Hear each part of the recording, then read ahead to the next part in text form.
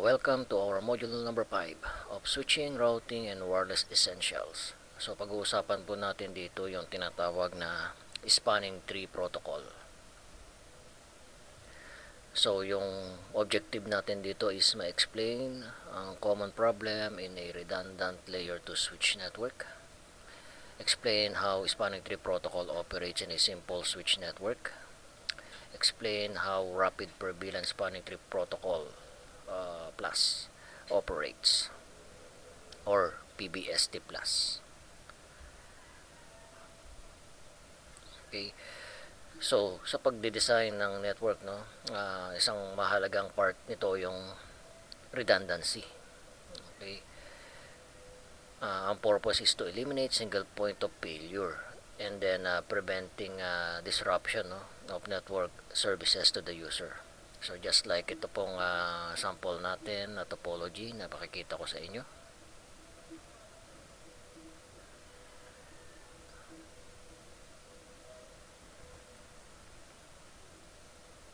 Okay. So as you can see here, we have a redundant connection between switch 1, switch 2, and switch 3. Ang purpose po kasi niyan, in case na maputol yung isang link dito, hindi na mararamdaman ng user na nagkaroon ng ganong disruption sa network sa patuloy yung operation ng isang organization.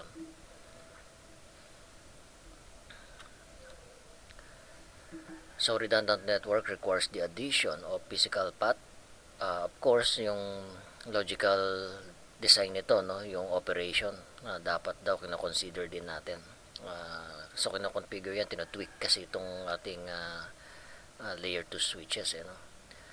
So having alternate physical path for data to traverse the network makes it possible for the user to access network resources despite path disruption. Okay, so ang problema lang naman daw pagka nag-create tayo ng redundant network na yung mga devices natin does not support itong spanning tree protocol, magkakaroon tayo ng endless loop or parang Christmas light yan doon sa network natin, and then yung mga devices hindi magko-communicate. Sige, tingnan natin, balikan natin yung packet tracer natin. So as you can see here, naka-redundant. Dinisable ko muna yung spanning tree sa tatlong switches natin. And then let's try to let's try to communicate from PC1 to PC2. Yan. Yun nga po, kapag pagka-click ko pa lang po ng command prompt, okay, gusto ko sana mag-ping. Tingnan nyo kung ano nangyari dito sa topology natin. So may ilaw siya na parang may disco light So then pagka nag-ping po tayo doon sa destination natin, yan. So hindi po yan makakarating kasi nga nagkakaroon na po ng loop doon sa topology natin. Though check natin yung IP address nito na 1.3 siya. Yan, 1.3 naman po, tama naman po yung IP address natin, but still hindi siya nag-reply dahil nga po nagkaroon na po ng loop dito sa network natin. So kumbaga parang yung mga switches natin dito hindi alam kung saan ba padadala yung mga frames nandito, at patuloy na umiikot yan dito, nakakarating sa mga pieces natin and so on. So yan po yung problema na solusyonan po ng tinatawag nating spanning tree protocol. So with STP enabled, so spanning tree protocol daw is a loop prevention network protocol that allows for redundancy while creating a loop-free layer 2 topology. So STP logically blocks physical loop in a layer 2 network, preventing frames from circling the network forever. So enable na natin yung ating spanning tree sa lahat ng device natin.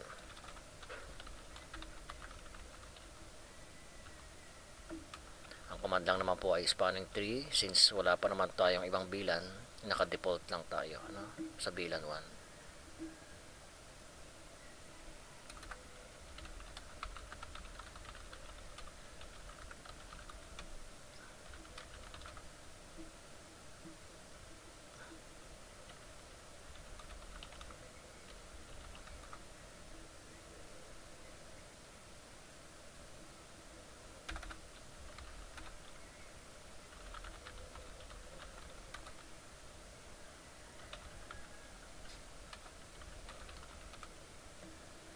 So kagandahan lang ng packet tracer, no, meron siyang pass forward para makita na natin yung result ng spanning tree, ano. Yan. So ang nangyari po ngayon dito po sa ating topology, meron pong isang point sa redundant connection natin na naka-amber LED or orange, no. So ibig sabihin, no, naka-disable 'yon, or not disabled, no, naka ano siya, naka-blocking port siya, no. So logically naka-block siya, preventing any frame na makapasok diyan, no, sa port na 'yan. So let's try again yung communication between our PC1 sa PC2. Yan. So dahil meron na tayong spanning tree at prevent ng mga switches natin yung layer 2 loop, so nakakarating ngayon yung ating ping, no, from PC1 to PC2. Although meron tayong physical redundant path, ang nakikita po ng switches natin ay parang wala itong kable, no. So ibig sabihin, ang daanan lang natin is from PC1 papunta sa switch 1 going to switch 2 and PC2. Kung tayo ay magpiping sa PC3 saka PC4, ang flow lang po from PC1, switch 1, switch 2, switch 3, PC3 papunta sa hub PC4. So yun yung topology na nakikita ng bawat switches natin, no?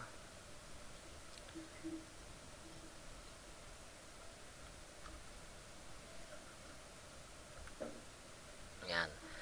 So paano kung yung primary na dinadaanan ng frame natin, no, ay naputol? Yan. Kung matatandaan nyo, meron tayo doong point na naka-amber LED, no, or naka-orange sa topology natin. Automatic po, STP will compensate, no, for a failure, no, in the network by recalculating and opening up previously blocked ports. So ito ang mga issues, no, regarding sa redundant switch links. So sabi daw, when multiple path exist to devices, or when multiple path exist between two devices on an Ethernet network and there is no spanning tree implementation on the switches, a layer 2 loop occurs, kagaya po na nakita nyo kanina. Layer 2 loop can result in MAC address table instability. So hindi mawari or hindi malaman ng mga switches natin ano ba talaga ang mga MAC addresses na konekta sa mga interfaces niya. Nagkakaroon tayo ng link saturation kasi nga endless loop yun and high CPU utilization on switch dahil patuloy siyang nakaka-receive ng mga broadcast frame. At yung mga PC natin ay hindi rin naman po so hindi siya libre, no, or hindi siya makakatakas doon sa mga broadcast frame na yan. Nakaka-receive siya, pero since hindi niya maintindihan yung frame na yon, dinidiscard lang naman niya. Pero again, gumagamit siya ng CPU, ano, and resulting in the network becoming unusable. So layer 2 Ethernet does not include a mechanism, no, to recognize and eliminate endlessly looping frames. Hindi yan kagaya sa router, no, saka sa packet na para ma-prevent yung packet natin to loop doon sa network in layer 3, merong tinatawag na time to live value. Yan, na nababawasan every router, no. In IPv6, ano yun, half limit ang tawag, ano. Same lang din po yung purpose para hindi mag-endless loop yung layer 3 packet natin sa network. So, kunyari lang, no, na nakarating yung packet sa isang router tapos zero na po yung time to live at malayo pa yung destination na pupuntahan ng packet na yon. Ang gagawin po ng router is i-discard niya yung packet, no, with 0 TTL, and then i-inform po niya yung nagpadala ng packet na hindi na siya makakarating, no, doon sa destination. Sometimes yun po yung destination host unreachable or destination network, no, unreachable. Ethernet technology at Ethernet switches have no comparable mechanism, no, for limiting the number of times a switch will transmit a layer 2 frame. So kaya nga po dinevelop ito pong tinatawag na spanning tree protocol as a loop prevention mechanism, no, for layer 2 Ethernet. So Again, no, without STP enabled, layer 2 loop can form, causing broadcast, multicast, and unknown unique cast frame to loop endlessly. This can bring down the network quickly. When a loop occurs, the MAC address table on a switch will constantly change, no? With the update from the broadcast frame, which result in MAC database instability.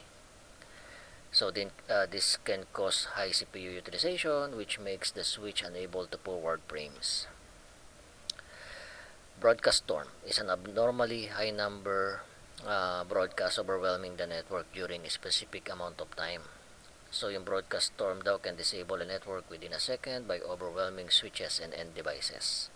So it can be caused by hardware problem such as a faulty LAN card or from a layer 2 loop in the network.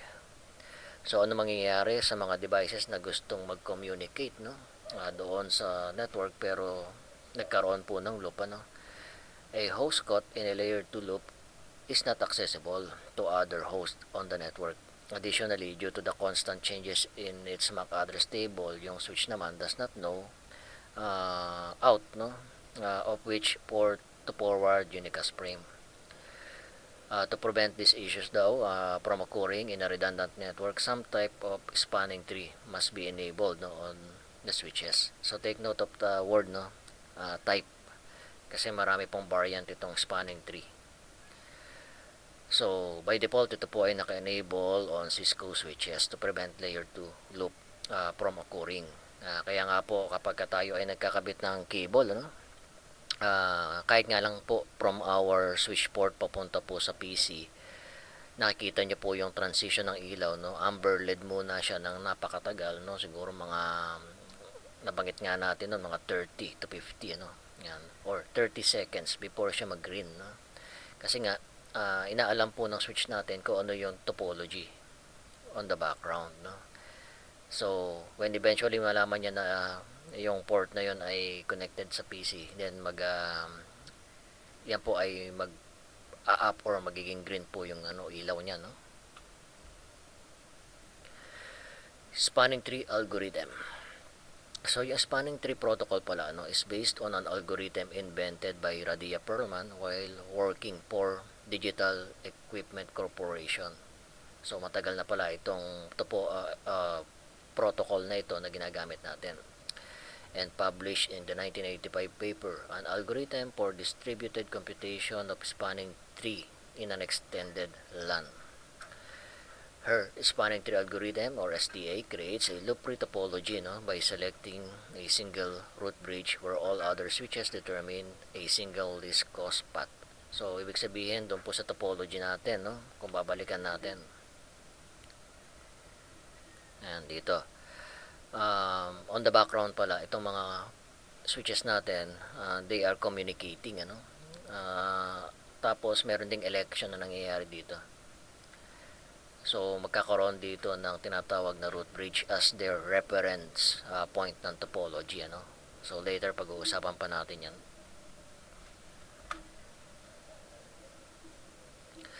STP prevent loops, from occurring by configuring a loop-free path through the network using strategically placed blocking state port. So nagkataon lang po doon sa ating topology, dito po sa ating switch number 3 natagpuan yung blocking state, Pero syempre, kada create natin ng topology sa packet tracer or sa network natin, maaring maiba-iba po yan, although pare-parehas tayo ng topology. Yan, kasi yung mga switches natin may mga ID na ginagamit.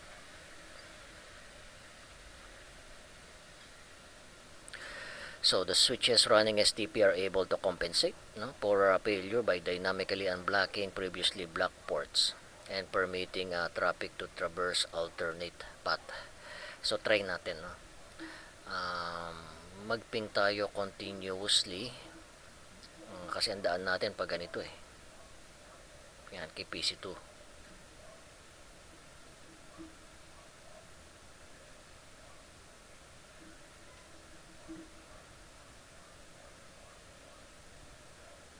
Gagawin ko po kasi magsisend ako ng continuous ping packet, tapos i-shutdown ko po yung primary path natin, And then tingnan natin no, kung talagang sasalo nga yung ano no, yung dating blocking port at magiging forwarding port na siya no. So we have here ping minus t. In real operating system, IP address muna, ping IP address and then minus t sa dulo no. So 1.3. So continuous po tayo nagpiping. And then tingnan natin po itong port ng switch natin. Ito.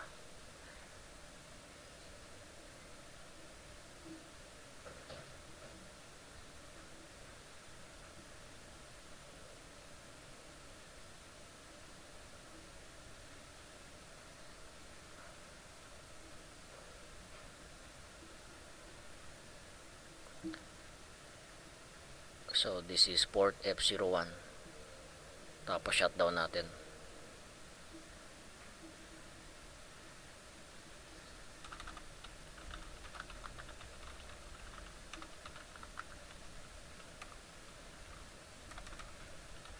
Shutdown.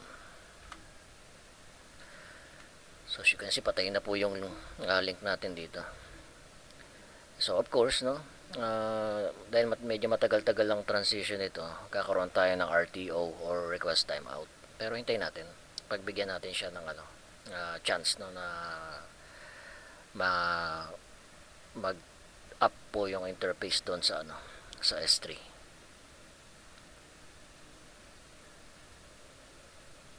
Ayan po kasi yung normal no na STP.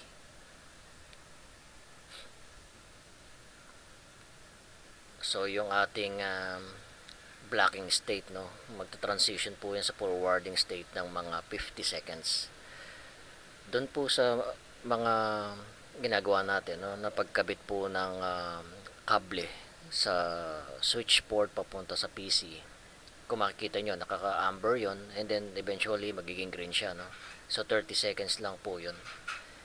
Yung 50 seconds kapag sa switch no, sa redundant link no, tapos biglang nag-down yung primary path mo, yung transition po ng blocking port to forwarding ay 50 seconds.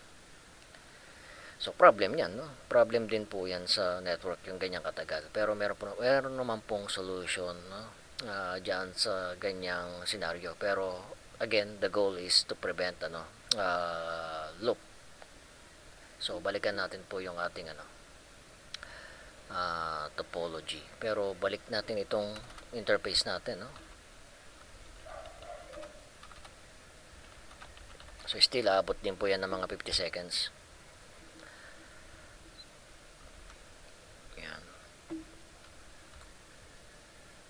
How does the spanning tree algorithm create a loop-free topology?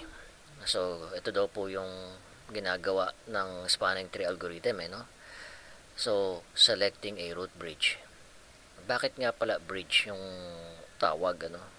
Ayan. Kasi nga po nung mga 1980s po ano, yung mga devices na available niyan ano, repeater para sa coaxial cable na network no. Tapos we have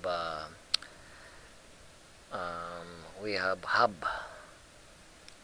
na device para naman po sa Ethernet LAN cable. Pero ang operation nun parang ano lang din, repeater. And then alam niyo naman po ang problem sa hub no, nagkakaroon po ng collision yan. Kung meron kayong dalawang hub no, you need a bridge sa gitna para ma-separate yung collision ng dalawang hub na yan. So doon nag-start yung ano, yung bridge no. Switch din po yan no, kasi meron po yung capability to maintain the MAC address. And then eventually nagkaroon tayo ng mga devices or bridge no, na mas marami yung port, tinawag po siyang switch. Yan. Pero dito po sa ating ano, sa ating discussion ng spanning tree protocol, bridge pa rin po yung term na ginagamit natin for devices no, lalo na pagka mag-elect sa kay bridge ID, yung mga ganyan ano. So this bridge daw or switch is the reference point for the entire network to build the spanning tree around. And then magkakaroon tayo ng redundant, yung redundant path dito, iba-block po yan ano. So STP daw ensures that there is only one logical path between all destination on the network by intentionally blocking redundant path that could cause a loop. So when a port daw is blocked, user data is prevented from entering or leaving that port. So of course, kapag nagkaroon ka na ng blocking port, it will create yung effect na loop free topology, So this create a topology where each switch has only a single path to the root bridge, similar to branches of a tree that connects to the root of the tree.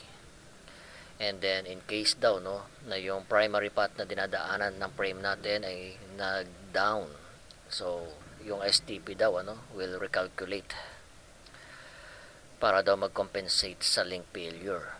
Ayan. So the physical path still exists to provide redundancy, but these paths are disabled to prevent the loop from occurring. If the path daw is ever needed to compensate for a network cable or switch failure, STP recalculates the path and unblock the necessary port to allow the redundant path to become active. STP recalculation can also occur anytime a new switch or new inter-switch link is added to the network. So using the spanning tree algorithm, STP builds a loop-free topology in a 4-step process. So ang first step nito is kailangan malaman nila sino ba ang root bridge topology.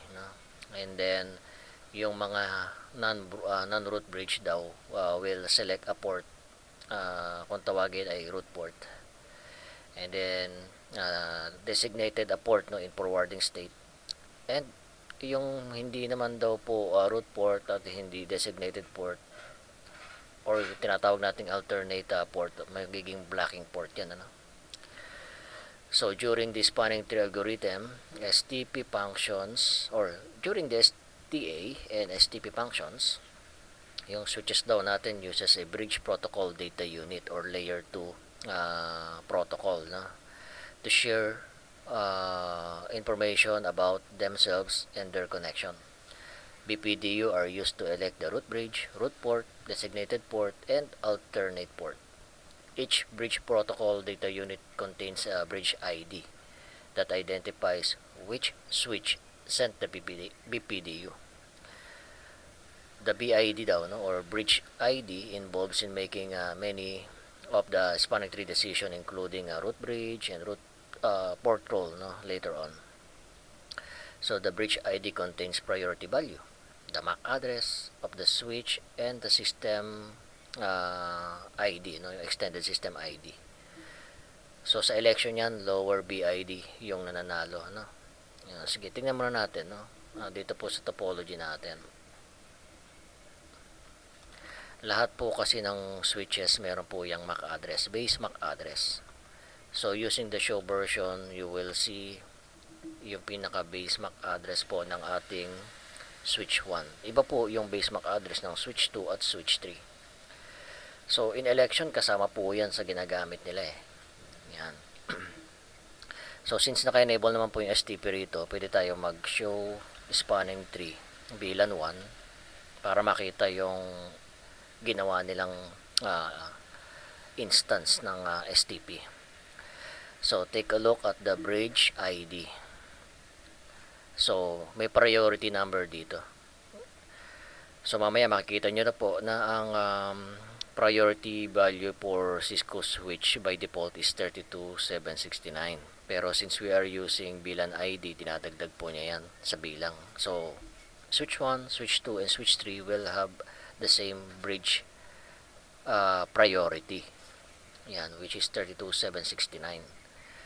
So pagdating sa election, kung parehas po yung bridge priority nila, yung MAC address po yung magiging tiebreaker diyan. Okay, so balik tayo doon sa natin slide.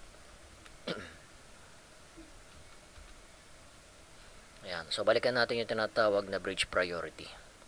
The default priority value for all Cisco switches is the decimal value 32768. Pwede naman daw itong manual yung manual na i-configure switch natin.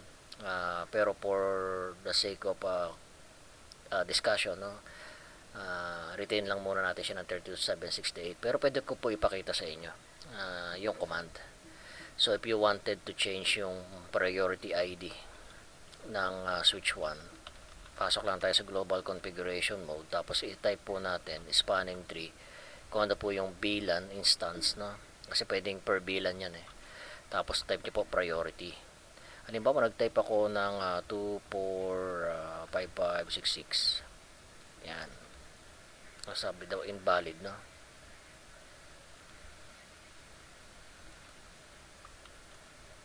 Yan. So mali daw yung ginawa ko. Kasi nga po, ito lang po yung i-allow niya.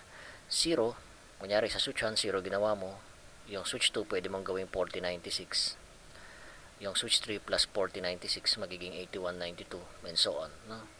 So, multiple of 4096 siya. Hindi yan basta-basta nilalagyan ng number. No? Pag-aaralan maigi kung hindi pong papalitan. Ano? So, kapag kayan po ay tinanggap ng ating device, kunyari po, ang pinili po natin dito ay ito pong 45056. So, mababago po itong priority plus 1. So, magiging 45057 siya. Okay. So, pinakita ko lang. Pag in-enter nyo yung tamang number, no? Magdadagdag yan base sa bilan, no? Tapos, yun na po yung kanyang gagamiting priority.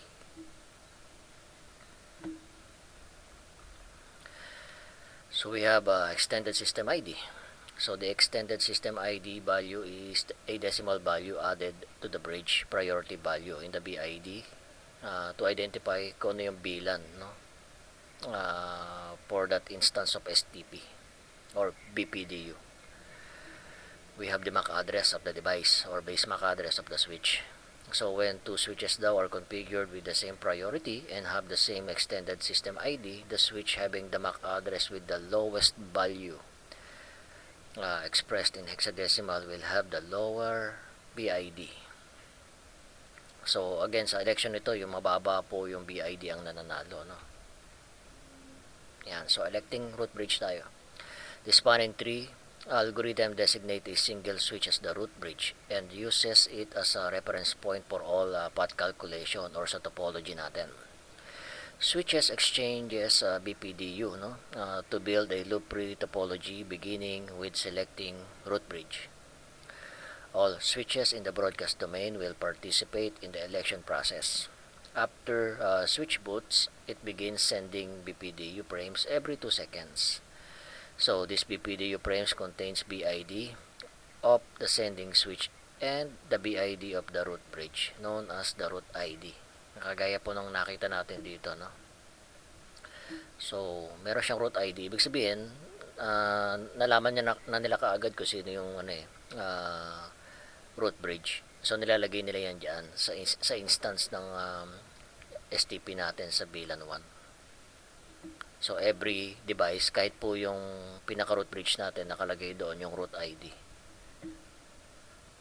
Yan, kung titigyan nyo dito. Show spanning tree, VLAN 1. Ayan, root ID. Pero sabi daw, this is the root. Yan, tapos meron din siya sariling bridge ID. Yung bridge ID niya is parehas dito.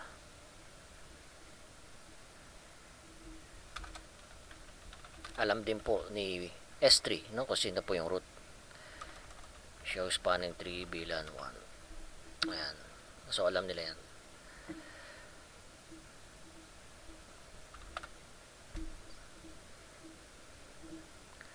So, the switch with the lowest BID will become the root bridge. At first, no, all the switches daw declare themselves as the root bridge with their own BID set as the root ID. Eventually, the switches will learn through the exchanges of BPDUs which switch has the lowest BID and will agree on one root bridge. So, dito sa topology na ginamit ni Netacad, ano, makikita niyo po rito, manual po ng administrator yung priority dito, 24577. dahil ito pong switch 3 saka si switch 2 ay merong parehas na priority ID na 32768 plus system extended ID. So match yan, dalawang yan, pero may mababa pa sa kanila na bridge ID. So ito po yung mananalo as root bridge. So ano daw po yung impact of the default bridge ID kung hindi natin i-manual, yung default lang sa operation? Because the default bridge ID is 32768, it is possible for 2 or more switches to have the same priority. In this scenario daw, where the priorities are the same, the switch with the lowest MAC address will become the root bridge. So yung magiging tiebreaker niya. Again, the administrator should configure the desired root bridge switch with a lower priority. Example lang po, kung ako po si administrator, kunyari ito Catalyst 2960, Catalyst 2960, tapos ito latest switch. Ito yung gagamitin kong ito yung configure ko manually. Kasi mataas ang CPU processing nito dahil bago nga ang switch yan . Of course, kasi pagka nag-develop po sila ng switches, hindi naman natin mapipredict or hindi natin alam kung yung bang mga MAC addresses na dinesign nila ay mababa. Minsan, bagong switch na mataas ang CPU capability pero sobrang taas ng MAC address. Kaya ginagawa po ng administrator, dadayain na lang ito through manual configuration. So dito daw po sa figure, all switches are configured with the same priority 32769. May mali pa nga dito kasi meron tayong 24577. Here the MAC address becomes a deciding factor as to which switch become the root bridge.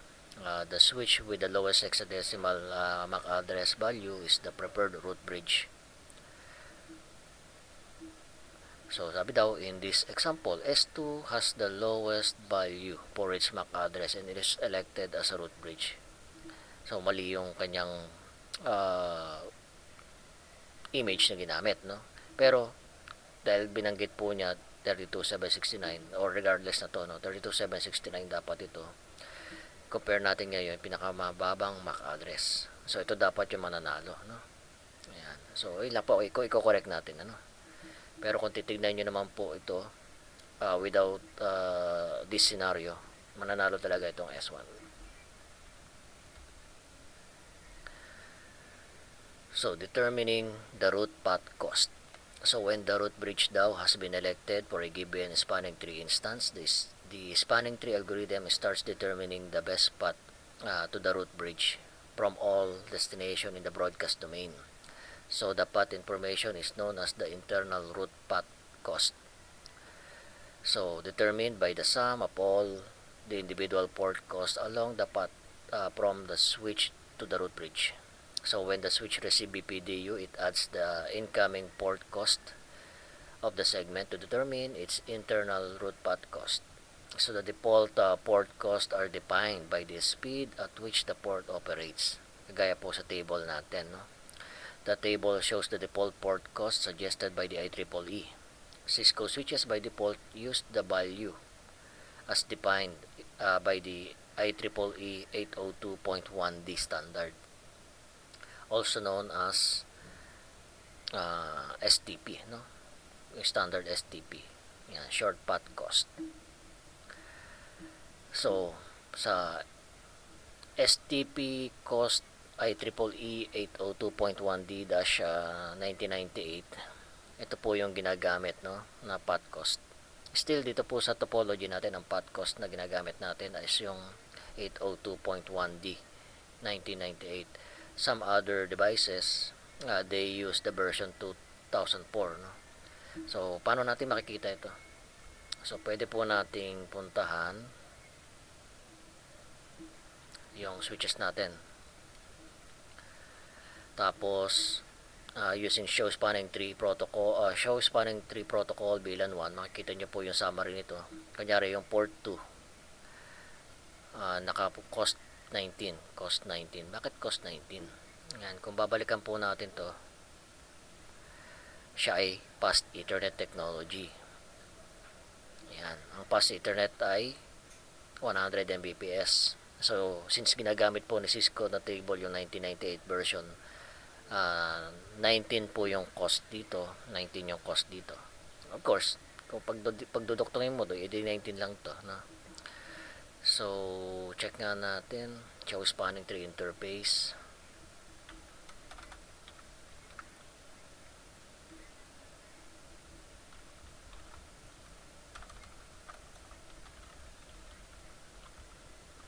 Wala siyang interface F01. So, ang kanyang internal root path cost, no, or internal cost, no, is 19. Kasi yan po ay pass Ethernet. So, paano kung gigabit na yung ginamit? So, kung gigabit 4 daw po yung gagamitin niyang STP cost.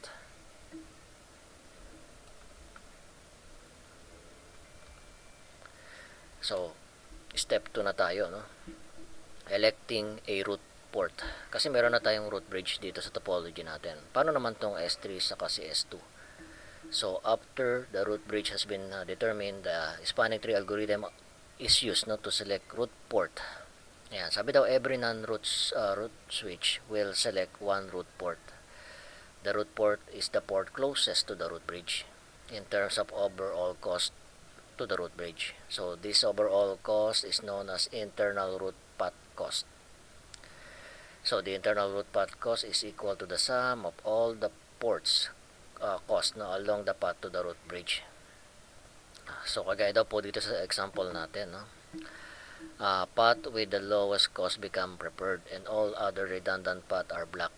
In the example, no, the internal root path cost from S2 to bridge 1 over ito yung path 1, no? S2 yung tingnan natin. Path 1, pwede siya dumaan dito yung premia, dadaan dito, or pwede dumaan po yung premia rito. Okay. Pero kasi ito naka 19, so kinonect mo isa lang yan, so 19 dito, 19 and 19.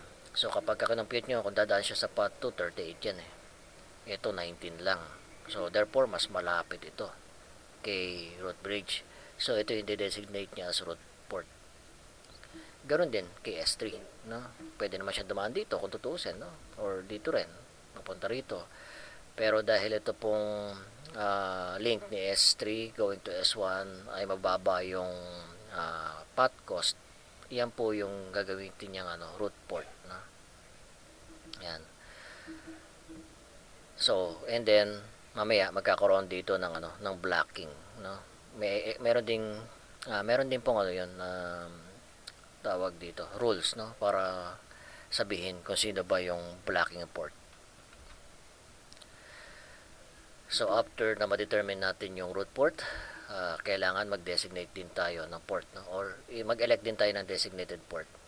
Every segments between two switches will have one designated port.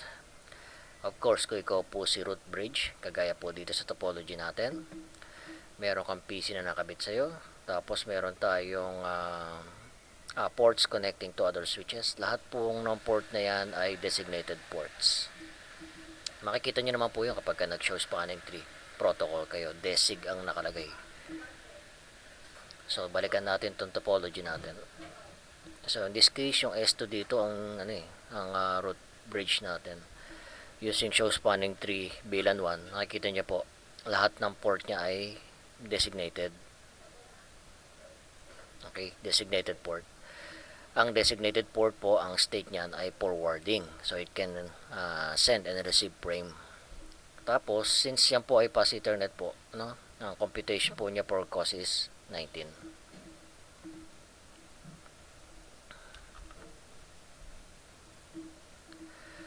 In other words, the designated port has the best path, no, to receive traffic leading to the root bridge. What is not a root port or a designated port become an alternate or blocking port. All ports on the root bridge are designated ports. If one end of a segment is a root port, the other end is designated port. All ports attached to end devices are designated ports. On segments between switches where neither of the switch is the root bridge. The port on the switch with the least cost path to the root bridge is a designated port. Then finally, itong blocking port natin. If a port daw is not a root port or a designated port, then it becomes an alternate or backup port na. Kapag puro switch po yung ginagamit natin, alternate po yung ginagamit niya na term. So, balikan po natin yung topology natin and tignan natin si S3. Si S3 past Ethernet 024 po niyan, tignan natin. Show VLAN brief. Or, sorry. Show spanning 3 VLAN 1. Sorry, nagkamali tayo doon sa command. No? So, F024, nakalagay po dyan, ang role niya is alternate port. Yung kanyang state ay naka-blocking siya, no? So, ibig sabihin, naka-turn off yan. Virtually, no? Ayan. Naka-turn off siya virtually. Ayan. Para hindi siya maka-receive or makapag-send ng frame. And eventually, no, kapag magko-compensate for link failure, mag-up yan, magiging forwarding, magiging designated naman siya, or depende, no? Depende sa election. Kasi magre-recalculate po yung STP natin eh. So, tingnan naman natin yung port, kasi naggumamit ako ng hub, no? Yan. Anyway, kasi may topology tayo na may sample na ganito para lang maintindihan. So, ito pong F02 natin, tingnan natin, no, kung ano mangyayari. Alternate blocking din naman siya. Yan. So, sa F2 alternate blocking din siya. Yan. Kaya lang nakalagay dito type of network is shared network kasi nga gumamit tayo ng hub kapag ka switch to switch P2P yung makikita natin.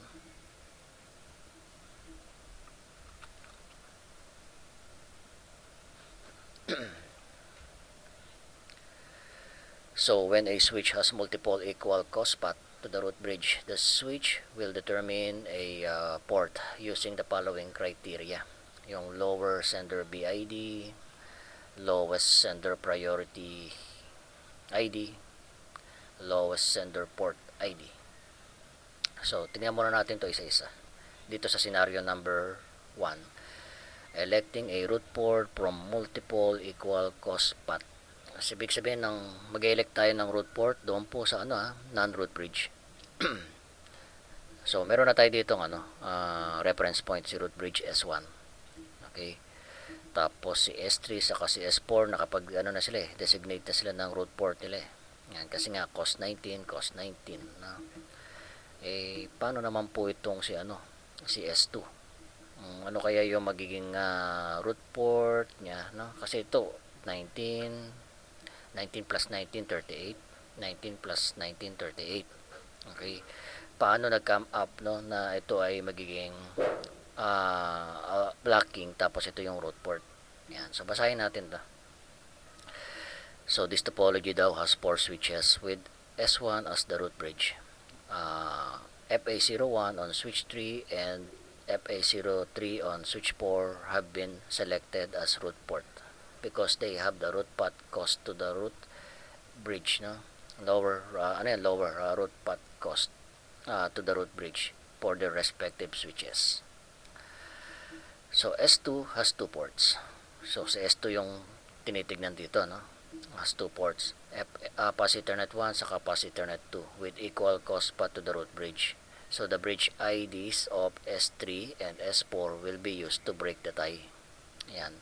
So, ibig sabihin, no, yung ID nito saka ID ito, yung gagamitin pang election. This is known as the sender BID. Yung switch 3 natin has the BID of 32769 and all 5, while S4 has a BID of 32769 all 1.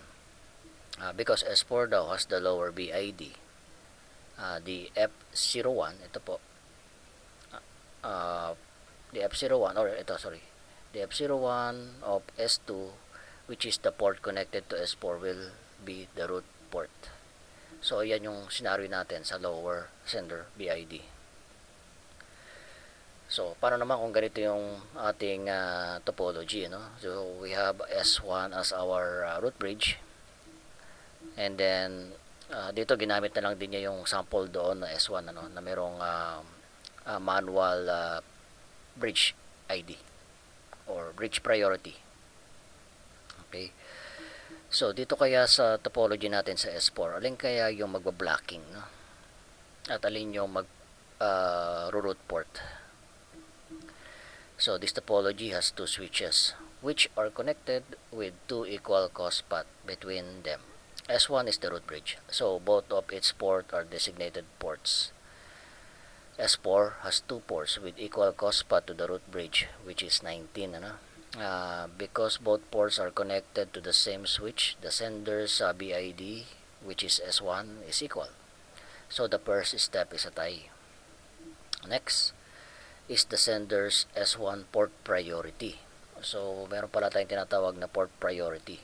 So balikan natin yung topology natin dito sa packet tracer. Yan, kahit saan tingnan natin. So using show spanning tree VLAN 1, take note of past Ethernet. Okay, or take note of our ports, no, ginamit dito. May priority siya na 128.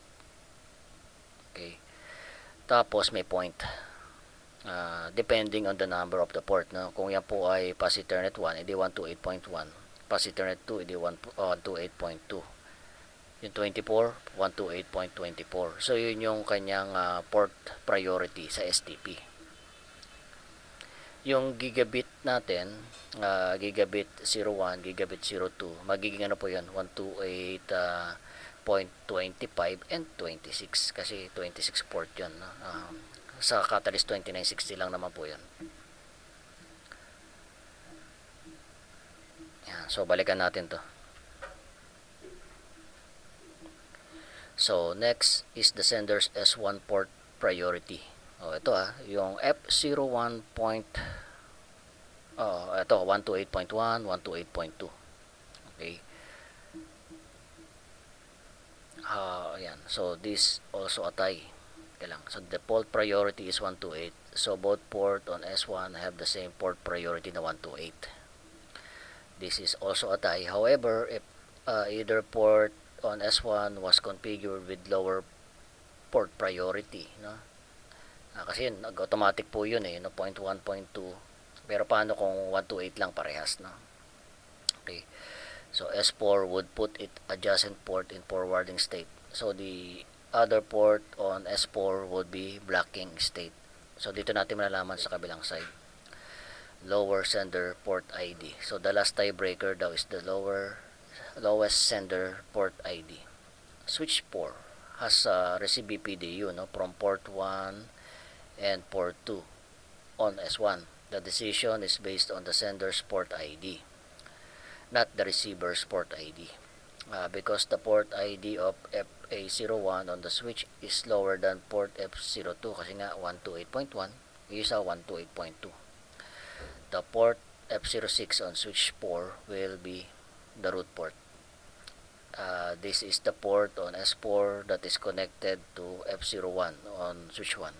F05 on S4 will become an alternate port and placed in blocking state. So pag-usapan natin yung timers sa port states. STP convergence requires 3 timers as follows. So yung BPDU frame natin, no, tinatawag din pala siyang hello timer, no. Ayan. Or sorry, yung BPDU frame natin ginagamit yan, no, as hello message, no, yung keep alive, para malaman nila kung buhay pa ba yung mga switches sa kabilang side, no. Yan, kasi pagka patay na yun, mag-recalculate sila ng topology. So may tinatawag tayong hello timer. The hello time is the interval between the bridge protocol data units. The default daw is 2 seconds but can be modified between 1 to 10 seconds, no. In another advanced course po yan, ano. Pwede siyang i-configure. Pero i-leave lang natin siya as default. every 2 seconds. May forward delay timer. So the forward delay is the time that is spent in listening and learning state. So the default daw is 15 seconds but can be modified to between 4 to 30 seconds. Again, sa advanced course po ito, no, such as CCNP. Max aging time. The max age is the maximum length of time that the switch will wait before attempting to change the STP topology. The default daw is 20 seconds but can be modified to between 6 to 40 seconds. Take note the default time can be changed on the root bridge, no? And then siya na bahalang mag-dictate ng changes na yan sa STP domain.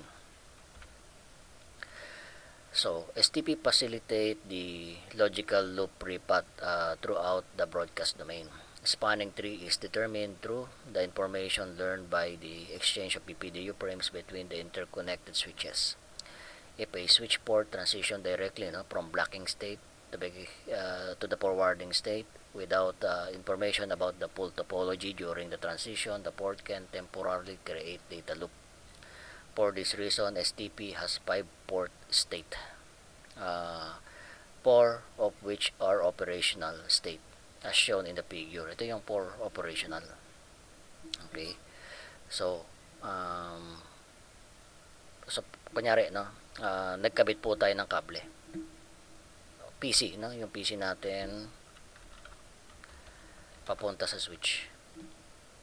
So alam niyo ba, lahat ng port natin nagpa-participate pa rin yan sa STP STP process So kaya magta-transition tayo ng different port state. So ganito po 'yon.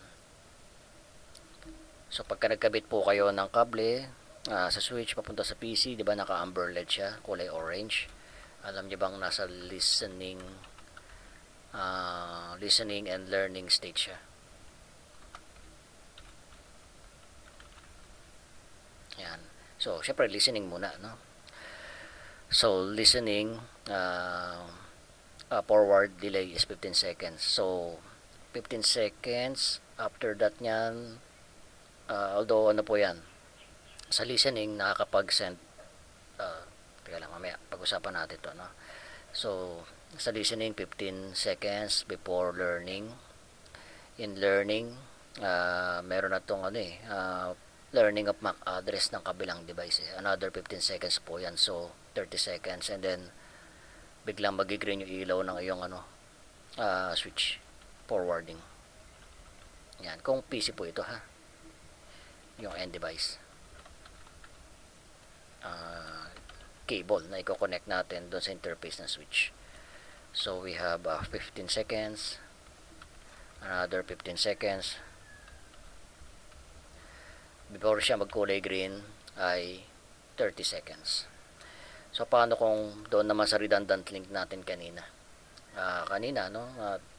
turn off natin yung primary path, tapos nag-transition ngayon siya, no, from blocking state to forwarding state. Ito na yung susundin natin doon.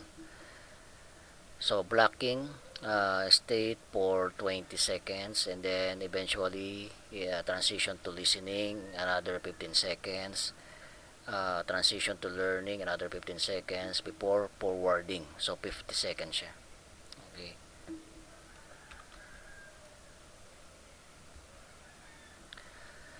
So the table summarizes the operational detail of each port state. Ayan. So halimbawa lang po doon po sa link ng switches natin, no, naka alternate or blocking. Ayan. Kung blocking yung port state natin, nakaka-receive pa rin po yan na BPDU. Ayan. Pero there's no update for MAC address table or no forwarding of data frame. Ayan. Kung sakali man, no, naputol po yung primary path natin, magta-transition yan sa listening. Kung nasa listening state na po yung ating port, it can receive or it can send BPDU. Pero wala pa pong MAC address dito, hindi pa niya alam yung MAC addresses ng mga devices na connect sa port na yan.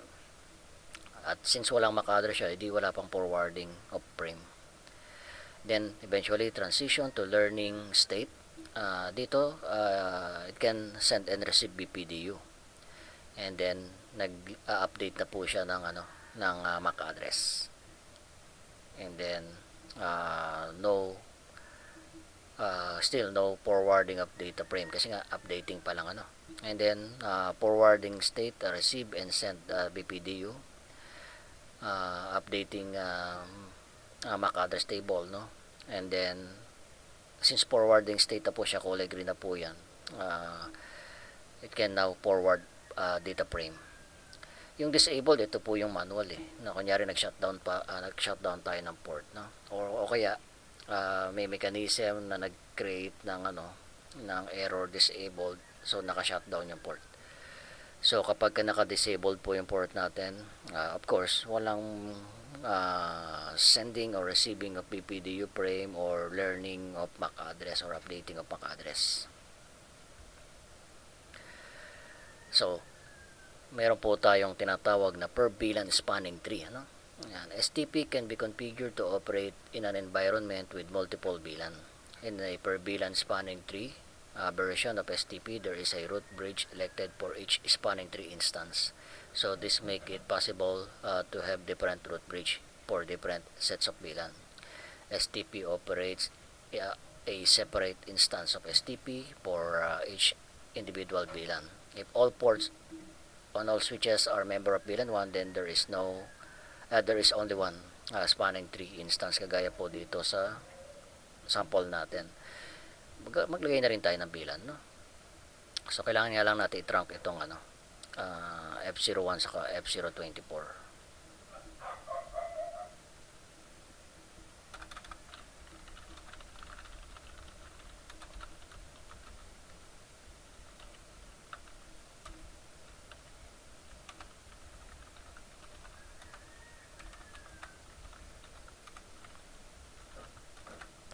So gawa tayo ng VLAN 10, VLAN 20, VLAN 30. Kahit wala na lang muna ng pangalan,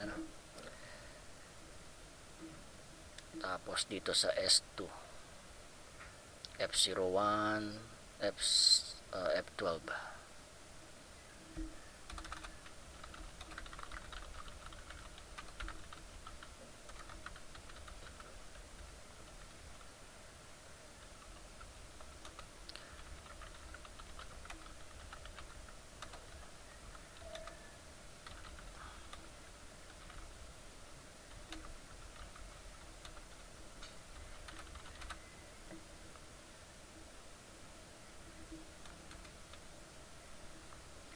So sa S3 natin, so ang kanyang interface ay 24 and 12.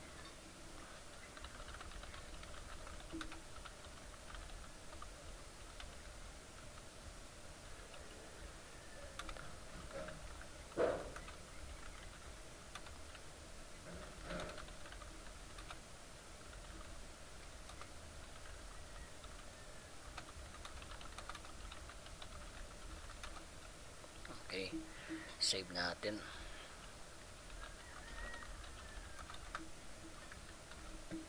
Then pass forward tayo.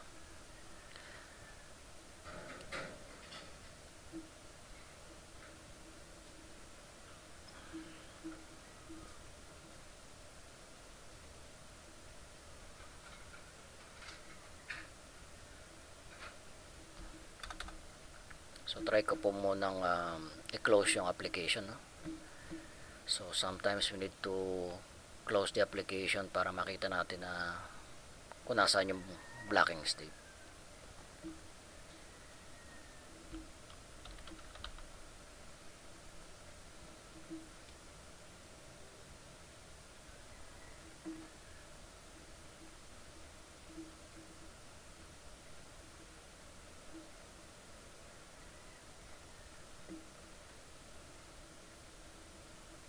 Hindi nagpakita yung blocking state natin, pero tingnan nga natin, So using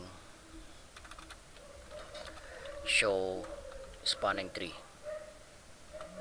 yan, since marami po tayong VLAN dito, so i-display po niya information for VLAN 1, VLAN 10. So nakalagay po dito yung 024 blocking, no? Pares lang dito sa kabilang side yan. Yan. So, blocking din ito. So, ulitin natin. So, pagkaya konti, no? So, parang may problema yata yung ginawa natin dito.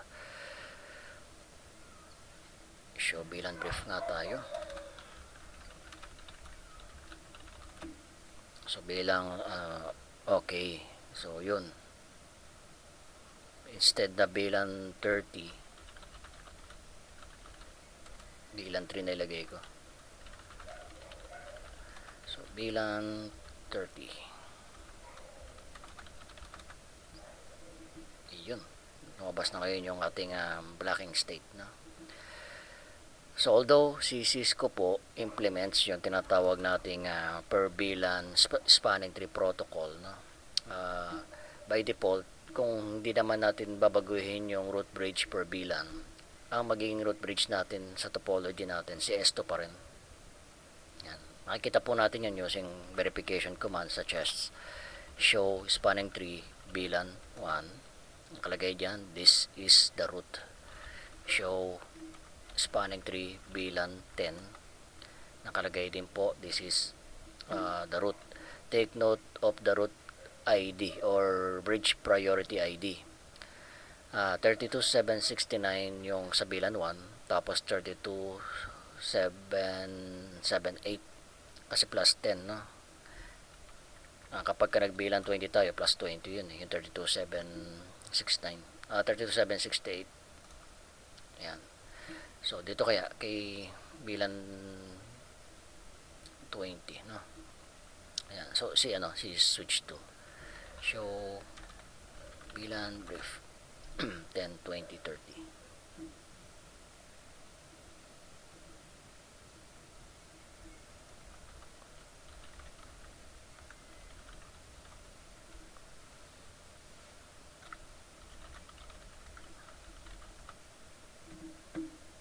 Okay.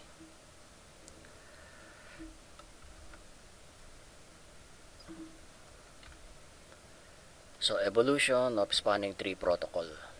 Yan, sabi ko nga sa inyo, maraming version ito, no? So, many professional daw generically use spanning tree and STP to refer to the various implementation of spanning tree. Kunyari, pagka nagkukwentuhan sila, nag-uusap sila, no, regarding sa STP, yung general term lang yung ginagamit. Ayan. Kahit na ang ginamit talaga nila sa kanilang implementation ay RSTP or MSTP. In order to communicate spanning tree concept correctly, it is important to refer to the implementation or standard of spanning tree in context. The latest IEEE documentation daw on spanning tree is IEEE 802-1D 2004. Says that STP has now been superseded by the Rapid Spanning Tree Protocol. The IEEE uses STP to refer to the original implementation of spanning tree and RSTP to describe the version of a spanning tree specified in IEEE 802.1D. Actually, 802.1D lang din naman yung ginamit natin do sa sample natin sa packet tracer. Ayan. Yun po yung maabot po ng mga 50 seconds bago po mag-forwarding yung blocking, ano. Now, kung gagamit po tayo ng rapid spanning tree protocol, kapag ka na-detect po, no, ng switches na nag-down yung primary path natin at naka-rapid sila, eventually magpo-forwarding ka agad yung yung dating blocking port. Yan, saglit lang siya, no, mabilis. Kaya nga rapid eh. Kaya lang 802.1W po yung standard. Because the two protocols share much of the same terminology and method, for loop pre-path, no, the primary focus will be on the current standard and Cisco proprietary implementation of STP and RSTP. Cisco switches running version 15 or later. Ang pinapatakbo niya rito is per VLAN spanning tree plus. This version incorporates many of the specification of 802.1D 2004 such as alternate port in place of former non-designated port. Yan, dati kasi ang ginagamit po na term ay non-designated port kapag alternate port, ano. Pero sa ngayon po, ginagamit na natin is uh, alternate. Yan. Switches must be explicitly configured for rapid spanning tree mode in order to run rapid spanning tree protocol. Pero before that, um, turo ko po sa inyo na pwede po nating iba-ibahin yung root bridge ng bawat bilan. As you can see dito po sa topology natin, no, yung S2 yung root bridge ng lahat ng bilan eh. Pwede po tayo dito mag-configure, no. Kalagay po spanning tree bilan 20. Pwede niyo pong gawing root or pwede kayo maglagay ng priority ID. Ayan. Tapos, kunyari, gawin mo siyang mababang ang ID. Gawin mo 0. No? Hindi, ano yan, magiging root 4 bilan 20. So, kaya lang, magre-recalculate po yung mga switches natin, no, for STP. Tapos, ito, pwedeng gawin yung root 4 bilan 30. Pwede naman po yun. No? Para hindi lang po nakakonsentrate sa isang device yung trabaho ng root bridge.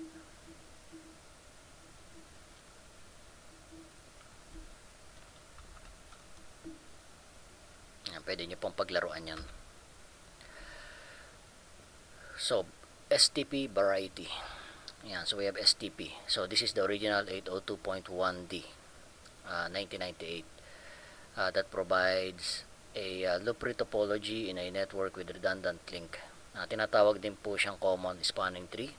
So, it assumes one spanning tree instance, no, for the entire bridge network regardless of the number of bilan. Take note of the term. It assumes one spanning tree instance. Sa exam po, tinatanong kasi yan, anong klaseng STP yan? Sagot doon, common spanning tree. Per bilan spanning tree plus. Yan. Is a Cisco enhancement of STP that provides separate 802.1D spanning tree instance for each bilan configured in network. PBST Plus supports port pass, port pass, uplink pass, backbone pass, BPDU guard, filter, root guard, loop guard, no? Mga ganong feature. 802.1D 2004 is an updated version of STP standard incorporating IEEE 802.1W. Yan po yung rapid. So, rapid spanning tree protocol or 802.1W is an evolution of STP that provides faster convergence than STP. Sige, pakita ko na po ito, no? Dito po sa topology natin. Napansin niyo naman kanina, no, nagpiping ako continuously, from PC1 to PC2. Ang tagal mag-transition ng blocking state to forwarding state. So, kung magra-rapid po tayo sa lahat ng switch natin, spanning tree mode rapid, magre-recalculate po yan, no?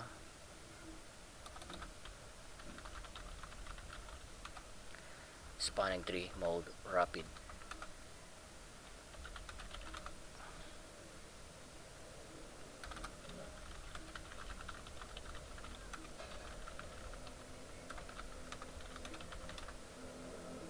Okay, fast forward natin. And then, let's try to create a scenario, no? Na nagpiping daw tayo continuously kay PC1 papunta kay PC2. Yan, nag-reply. And then eventually, nag-down po yung yung port na ito. FA01. Ano kaya ang mangyayari, no?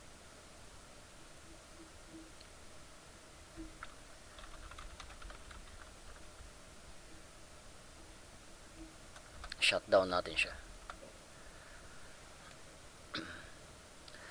So, tignan niyo po dito, no? So, syempre, since bago ang transition pa lang yan, may konting delay, no? Pero hindi na siya kagaya kanina na 50 seconds na. O, di balik natin siya uli. Enable uli natin siya. Halos walang delay na nangyari dito, no? Ayan po yung rapid per bilan spanning tree plus cases ko.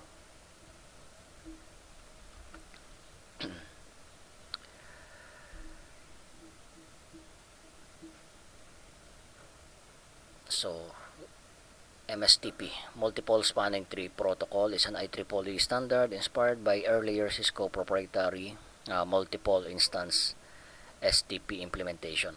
So, MSTP maps multiple VLAN into the same spanning tree instance. MST, Multiple Spanning Tree, is a Cisco implementation of MSTP, which provide up to 16 instances of RSTP and combines many VLANs with the same physical and logical topology in a common RSTP instance. Each instance support port pass, BPDU guard, BPDU filter, root guard, and loop guard.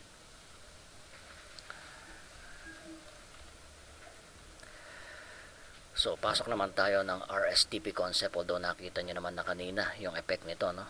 So, RSTP daw, or IEEE 802.1W, supersedes the original 802.1D while retaining the backward compatibility. So, the 802.1W STP terminologies remain primarily the same as the 802.1D STP terminology. Most parameters have been left unchanged. Users that are familiar with the original STP standard can easily configure RSTP. The same spanning tree algorithm is used for both STP and RSTP to determine port role and topology. So nga pala kanina, no, yung mga previous command natin dito, nung nag-show spanning tree tayo,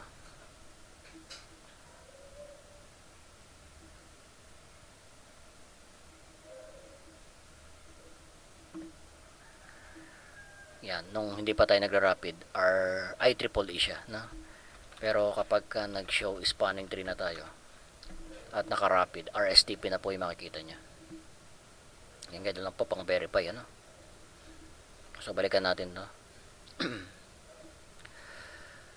So, RSTP increases the speed of the recalculation of the spanning tree when layer 2 network topology changes.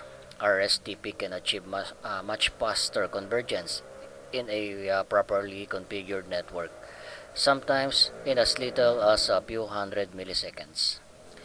If a port is configured to be an alternate port, it can immediately change the forwarding state without waiting for the network to converge. Take note that Rapid per VLAN Spanning Tree Plus is the Cisco implementation of RSTP on a per VLAN basis. With Rapid per VLAN Spanning Tree Plus, an independent instance of RSTP runs for each VLAN. So again, pwede po kayo mag-create ng iba't ibang root bridge per VLAN. RSTP port state and port role. So there are only 3 port state in RSTP that correspond to the 3 possible operational state in STP. The 802.1D disabled, blocking, and listening state are merged into a unique 802.1W discarding state. Tapos meron ka ng learning and forwarding, ano, sa RSTP. Ito sa original, no? Sa luma. Yan, STP, disabled mo, ano, or disabled, no? Siyempre patayan eh. Blocking, then listening, learning, forwarding. Root ports and designated ports are the same for both STP and RSTP. However, there are 2 RSTP port roles that correspond to the blocking state of STP. In STP daw, block port is defined as being designated, no? Not being the designated or root port. RSTP has 2 port role for this purpose. Yan. Kung naka STP tayo, no? Yan. Meron tayo root port, saka designated port, and block port for non-designated sa luma, no? Pero sa RSTP, root port, designated port, backup for ano po ito, yung link natin to sa sa hub, tapos alternate. So, block yung nakalagay kanina, no? So, check nga natin, no? Dito po sa bandang S3 yun eh. Yan. Ito pong F02. Show spanning tree. Enter natin. Sa VLAN 1, no? So, F02. Again, F02. Ayan. F02. nakalagay back or back up, still blocking po siya. Okay. Para lang naman to sa sa port connecting to a shared network or hub. Yan. Of course, wala nang gumagamit po ng hub ngayon. Yan. Pinakita lang naman kung ano yung tinatawag nating mga port role, saka port state. The alternate port has an alternate path to the root bridge. So the backup port is a backup to a shared medium such as hub. A backup port is less common because hub are now considered legacy devices. May tinatawag po tayong port pass, tingnan natin, Kapag po tayo nag-power cycle dito sa topology natin, nagpatay ng power, syempre bubukas lahat yan, Tignan po natin yung time na it will take, para po sa port connecting to end device. Yan, kung gaano siya kabilis mag-forwarding. As you can see here, natapos ka agad yung nasa switches natin, may mga forwarding na rito na huli yung sa mga PC. Okay, kasi by default nagpa-participate pa yan sa STP. Yan, kung end device lang naman po yung nakakabit dito, yan, yung mga PC, kailangan naka-port pass po yan para hindi na po sila mag-participate sa STP operation. Okay, so ganito po yun, yan, since naka access mode tayo dito for VLAN 1, yan, para mabilis din yung transition natin. Pagbukas pa lang natin ng PC, green na kaagad yung yung port natin sa switch. I-port pass natin siya. So int f02 spanning tree port passed. Okay. So ilagay din po natin, lagyan din natin siya ng security para kunyari may nagtanggal po ng kable, nagkabit ng switch. Again, tandaan nyo, kapag kami nagkakabit po ng switch dito, magkakaroon ng re-election ng root bridge. Malay nyo po, yung kinabit na switch dito luma-luma pero ang baba ng MAC address or ID. So yun po yung magiging tinatawag nating root bridge that will affect our topology, So to prevent yung port na to para mag-connect sa switch, lagyan natin siya ng BPDU guard. Spanning tree spanning tree BPDU enable. Ayan. Ano mangyayari kapag ka naglagay po tayo ng switch dito sa port 2? Tanggalin ko muna ito, tapos maglagay tayo, halimbawa user pasaway, kinabit po yung kanyang biniling switch galing kay kay Shopee, Lazada or kung ano man, kinabit sa port 02. Ayan, tignan nyo po, nag-down po yung port na to. Ang sabi dito, PM4ER disabled, BPDU guard error detected on port 2, putting the port 2 in error disabled state. Yan. Kung nandito tayo sa switch natin, show int F02 status, naka error disabled po siya, shutdown po yan, tanggalin nyo na yan. So ibig sabihin hindi niya i-allow yan, PC lang po i-allow yan. Kaya lang by default, since naka error disabled siya, mare-enable lang yan po kapag ginawa natin to. Int F02 shutdown muna tayo and then no shutdown. Yan, so balik na siya, So the purpose of BPDU guard is to prevent connecting unauthorized switch doon sa ating port, So again, ito po F02 sa switch 1.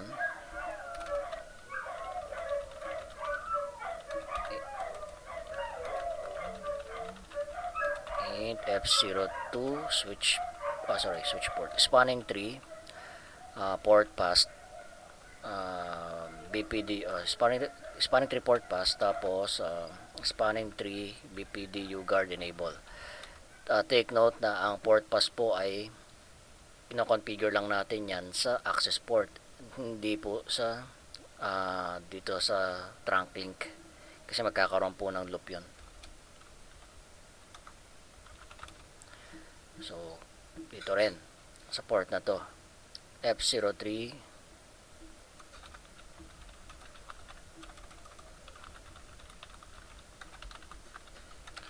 spanning 3, spanning 3 port pass, spanning 3 BPDU, guard enable.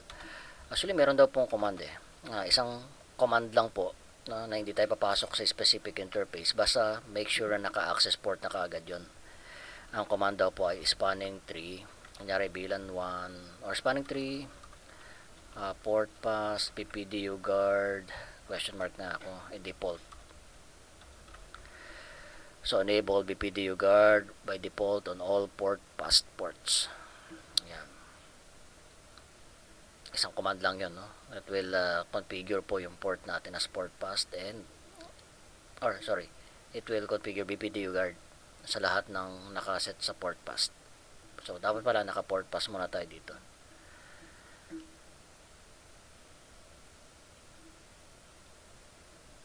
Yan, kasi base doon sa nasulat, ano? Saan ba natin nalagay yan?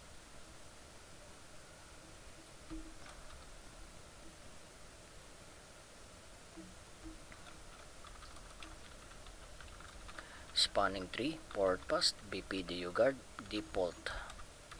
Question mark na tayo, ano? Question mark, default. Enable BPDU guard by default on all port pass ports, no? And then balik tayo dito. So when device is connected to a switch port or when a switch powers up, the switch goes through both listening and learning state, each time waiting for the forward delay timer to expire. This delay is 15 seconds for each state for a total of 30 seconds. This can present a problem for a DHCP client trying to discover the DHCP server because the DHCP process may time out. The result is that an IPv4 client will not receive a valid IPv4 address. When a switch port is configured with port pass, that port transition from blocking to forwarding state immediately, avoiding 30 seconds delay. So you can use port pass on access port to allow devices connected to this port to access the network immediately. Port pass should only be used on access port. If you enable port pass daw on a port connecting to another switch, you risk creating a spanning tree loop. A port pass enabled switch port should never receive BPDU because that would indicate that switch is connected to that port, potentially causing a spanning tree loop. Cisco switches supports a feature called BPDU guard. When enabled, immediately puts the switch port in an error disabled state upon receiving any BPDU. So this protects against potential loop by effectively shutting down the port. And then the administrator must manually put the interface back into service. Alternative daw to STP. No? Over the years, organization required greater resiliency and availability in local area network. And then Ethernet LANs went from a few interconnected switches connected to a single router to sophisticated hierarchical network design including access distribution and core layer switches. Yung mga malalaking organization po, yan po yung ginagamit nilang hierarchical design. So depending on the implementation, layer 2 may include not only access layer but also distribution or even the core layer. So this design may include hundreds of switches with hundreds of even thousands of VLANs. STP has adapted to added redundancy and complexity with enhancement as part of RSTP and MSTP. An important aspect to a network design is fast and predictable convergence when there is a failure or change in topology. Spanning tree does not offer the same efficiency and predictability provided by routing protocol at layer 3. Layer 3 routing allows for redundant path and loops in the topology without blocking ports.